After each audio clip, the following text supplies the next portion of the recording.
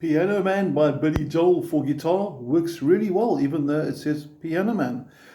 Your end result or goal is going to sound something like this.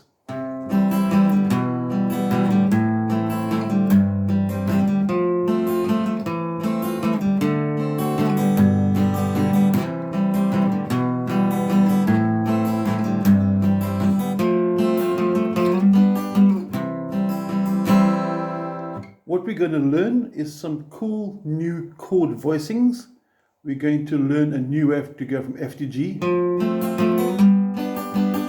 And we're going to work with what could be 3/4 timing or 6/8 timing. It's a key to that one, you'll find out through the video.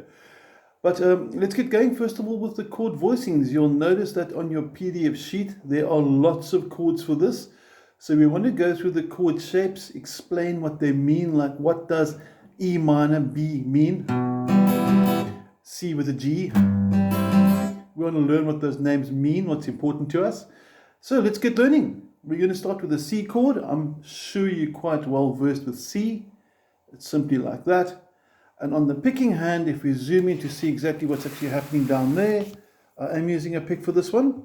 I'm plucking from the root note or the highlighted note. You'll see each of the chords. I've actually got one of the notes highlighted. So for the C chord, string 5 is highlighted.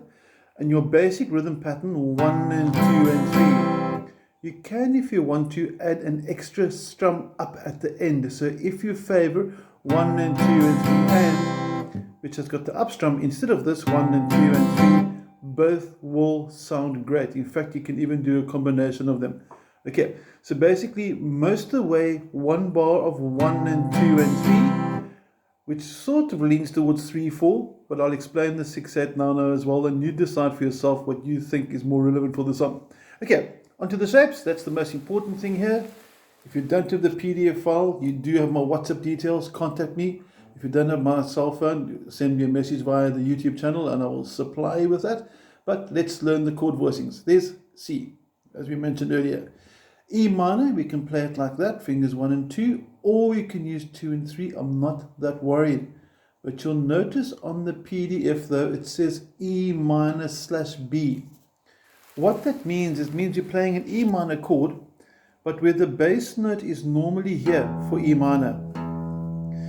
We don't want that bass note. Billy Joel uses that note for the bass note for E minor, and the name of this bass note on the 5th string is B. So what's actually happening is you're playing an E minor, but the bass note isn't E, it's B. And that's what E minor / B means. E minor with a B bass note. Onto A minor. And you'll notice that so far everything has actually taken place with the bass note on the 5th string.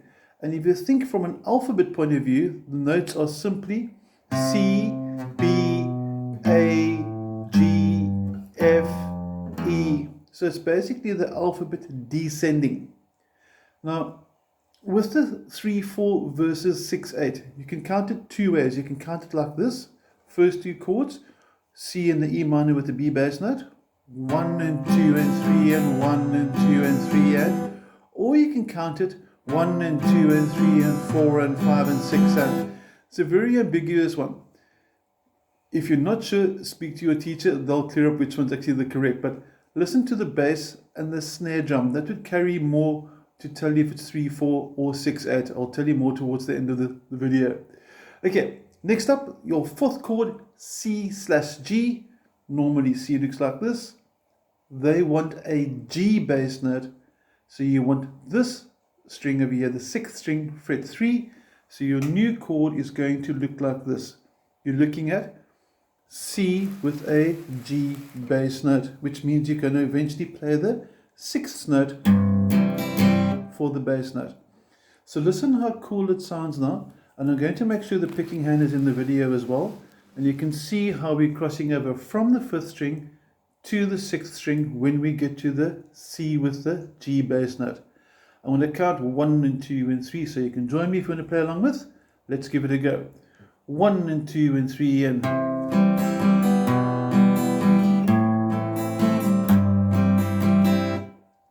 Now, if you dance, you'll probably feel this as almost like a waltz feel. Dum ta ta ta, dum ta ta ta. You can actually sort of imagine sort of almost the sort of classical times when the king and queen are holding a ball, and you can imagine them all dancing with that waltz. Dum tak tak, dum tak tak. And you can actually feel that rhythm in the song. Dum tak tak, dum tak tak, dum tak, dum tak tak. So end of the day, this is probably going to be a 3/4 time signature, but if you did a 6/8, surprisingly it would work too. Okay, next up we got F and then F with the E bass. You can play F like this. I'm sure you're well versed with F. Your bass note's now on the 4th string, so it's going to be like this. And then if you change to F with the E bass, you simply take the ring finger, the 3rd finger, and slide it one back, and you get, so your F to F with the E, then D7, and then G.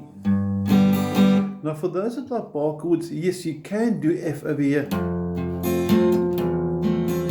but it doesn't sound as sort of relevant to the song as if it played the F and the F with the E over here. So for this song, I would encourage you, even if you do like the bar chords because you're used to them, rather stick with the more traditional F and F with the E bass for this song. It will work better for you.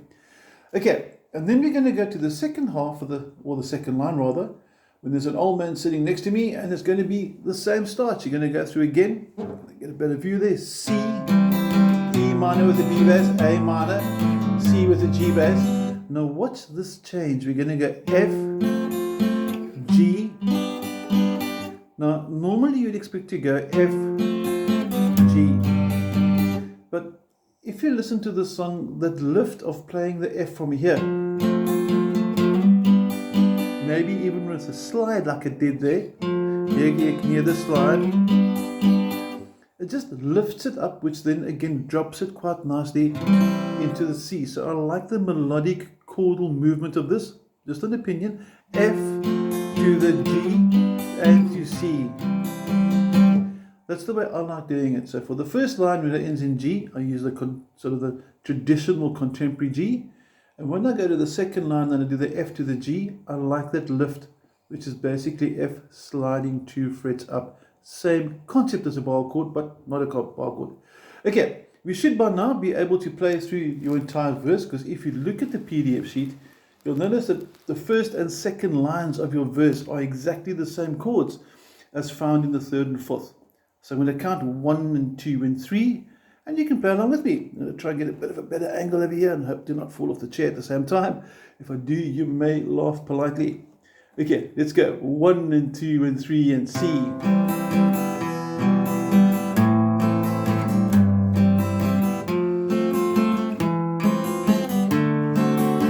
Second line.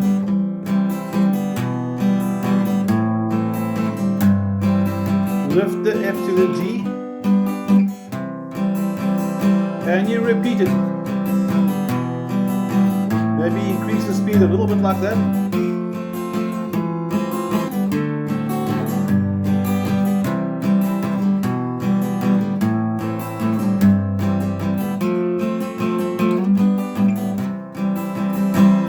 Now for the chorus, when it goes, there's some nice changes happening there. So let's focus onto the fretting hand, and we can see what they're doing with A minor for da da da da, and the A minor G, and D7 with the F sharp bass. Okay, first of all, A minor. You're all familiar with A minor, nice and easy. A minor with a G. Pinky goes to the 6th string, so bass note on the 6th. And for the D7, watch my thumb that's busy waving at you. There's D7, watch my thumb, it's grabbing the top string. And then after that, normal F. So let's take this through slowly. I'm going to take it through with the picking hand in view as well. And you must watch out for the thumb for the D7. So it's slow motion, A minor, 1 and 2 and 3 in, G bass, thumb on the top, F. One more time through, 1 and 2 and 3 in, A minor, G bass, D7 with the F sharp, F. Then it repeats itself, but then it goes to D. So the second time round, your F is replaced with the D chord based on the fourth note. And again, use the PDF sheet. Look where the highlighted dot is. That's your bass note to guide you through. And then to finish off da, diddy, da, and all those sing-along type things, you're going to have G, G with the F bass. That's quite a big stretch. Check this out. You've got your normal G like that. Some play your G like this with just the ring finger at the bottom. Some prefer third and fourth fingers like I'm going to do. And you're going to go from that to G with the F, which is going to be this. Now, when you place your first finger down, let your first finger actually rest on the fifth string so that you don't accidentally trigger it. So it's normal G, G with the F bass, and then C with the E bass is a normal C, but you play the open sixth string, and then G7. And for those that might not know G7 yet, it sort of looks like C, where finger 1 comes down a string and fingers 2 and 3 go up a string. That's my G7. So let's take it through slow motion through your chorus. And are we ready? I'm going to take it super slow first. 1 and 2 and 3 and A minor. Pinky for the G bass. Thumb at the top of D7. F. A minor. Pinky to the top. Thumb again for the D7. Normal D and G. Open sixth string. And then you'll notice when it's a sing us a song, you're the piano man, even though we're playing guitar, you'll notice that the chords are pretty much the same as what we did in the beginning. You should have all the skills you need now to play piano man. If you've got any questions, give me a shout, drop me a WhatsApp, happy to help. But before you make contact and about a question, send me a video of what you're playing, because then I can see what you're doing and I can help you get it right.